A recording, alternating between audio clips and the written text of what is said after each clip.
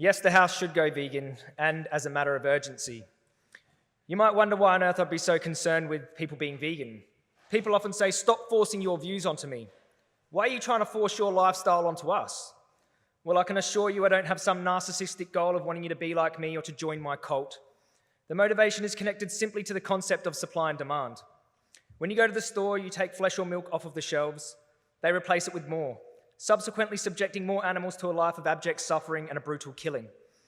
So the motivation is not to force my lifestyle onto you, but rather I want you to stop forcing your lifestyle onto other animals.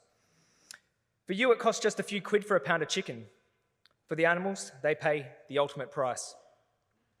The vast majority of animals in the UK and the world are farmed in filthy factories, but you might find that hard to believe because of the lie you've been sold. What humans do to animals in order to obtain their flesh, milk, eggs, and skin is, in numbers, unequivocally the largest moral atrocity humanity has ever committed. Only 110 billion human beings have ever existed in our world's history. We kill more feeling sentient beings than that in a mere 6 weeks, by the most conservative of estimates, and all for trivial and needless products. In fact, since my talk started, we've already slaughtered over 2.5 million animals, and after just these few words, another 32,000. And just like that, minute after minute, hour after hour, millions of animals massacred. And for what? A burger? A ham sandwich? A chicken wing? I bet you probably couldn't remember what you ate for lunch last week. That's how little it meant to you. But for the animals, it was all they had.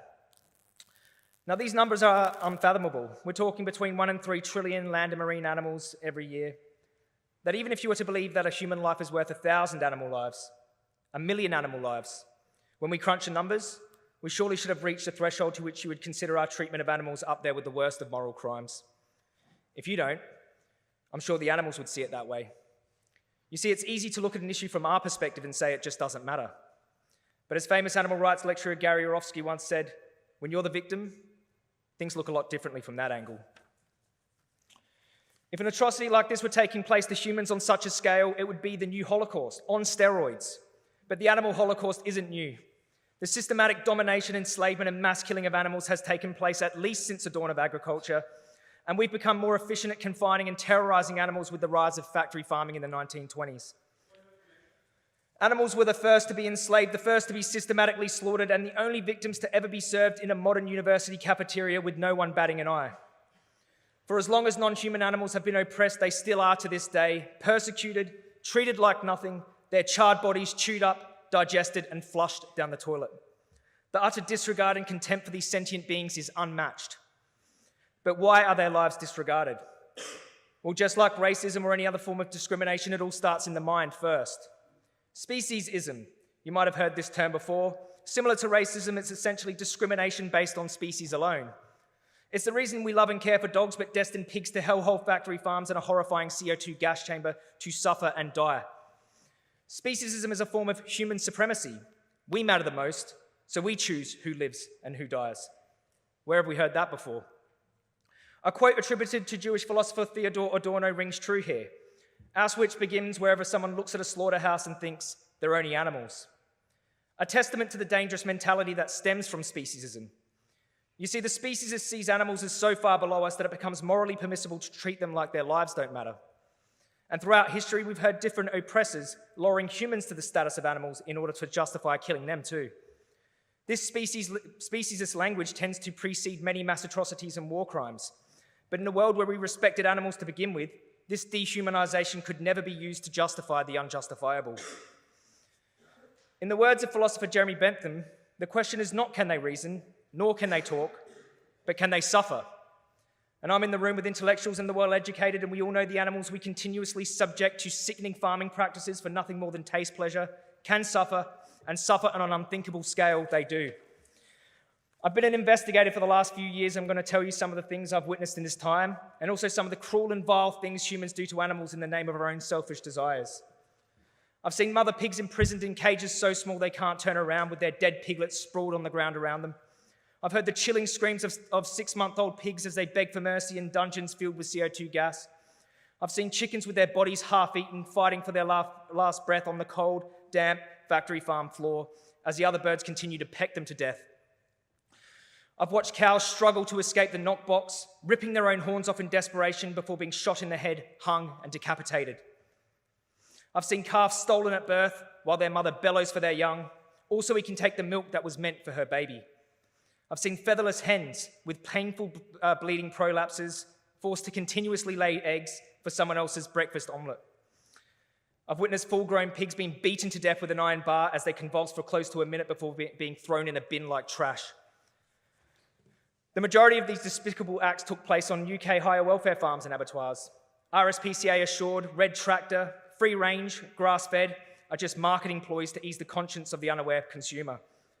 It's trickery, a smokescreen that covers the true horrors of animal farming so that basic human compassion does not get in the way of meat industry profit. After hearing about the horrors of animal farming, the first thing that might come to your mind is, well, I don't agree with going vegan. That's a bit extreme.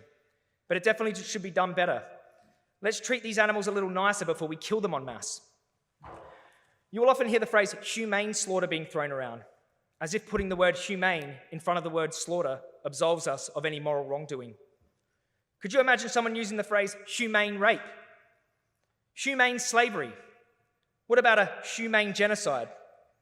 Any decent person would scoff at the thought. Yet when it comes to the killing of animals, all of a sudden, it's no problem. In principle, humane slaughter is a myth, a fairy tale. It only serves to make the killer feel more comfortable about killing and has nothing to do with the rights of the victim. If the animal's rights were truly being respected, then so would their right to continue living. Put yourself in the victim's position. Would you still consider slaughter humane if it were you walking down the kill line? You see, animals are always left dead last. Whether humans are at war or at peace, the animals are still oppressed. Even after wars end, peace is declared and the economy recovers and is robust. The animal killing machine is functioning at its peak. The animals are always left out of any peace deals. For them, the war never ends. We have waged an eternal war on the most innocent, defenseless beings that have no way of escape or retribution. Well, I guess war is the wrong word. It's more like a perpetual genocide, because in this case, the victims cannot fight back.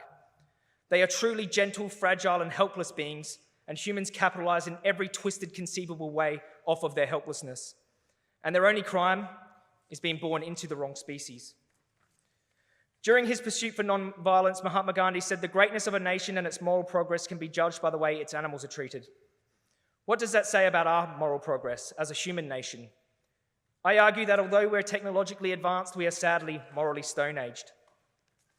We need to stop looking at this injustice through a human lens and start viewing this through the eyes of an animal, born into hell, the day of their execution already planned, born with no rights, not even to their own bodies. Yet humans have the superseding right to kill animals to satisfy their meat cravings. Justice and fairness are sentiments that we hold dear as a society, but do we practice them consistently? Do we extend that justice to those who look and act differently to us? We need to stop focusing on the differences between humans and animals and instead focus on the qualities we share: sentience, emotions, the wish to live free from suffering and persecution, the desire for freedom. We will only reach this point when we stop viewing animals as worthless products and start viewing them as individuals whose interests matter morally. Famous author and vegetarian Leo Tolstoy wrote, "As long as there are slaughterhouses, there will be battlefields." And I too believe that we can never truly be at peace while we continue to otherize, belittle, terrorize, subjugate, and mass slaughter based on a morally irrelevant trait like species. You see, the human oppression of other animals not only hurts the animals, but also harms our collective moral fiber. And our supremacist attitude towards our fellow creatures of earth emanates out into the way we treat each other. It's time to live in alignment with the moral beings I know we can be, and it all starts with our treatment of the most vulnerable.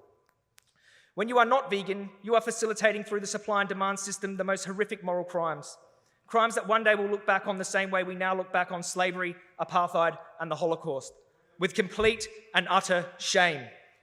It's for these reasons that I truly believe, and I hope you do too, that the House and the world should go vegan. Thank you.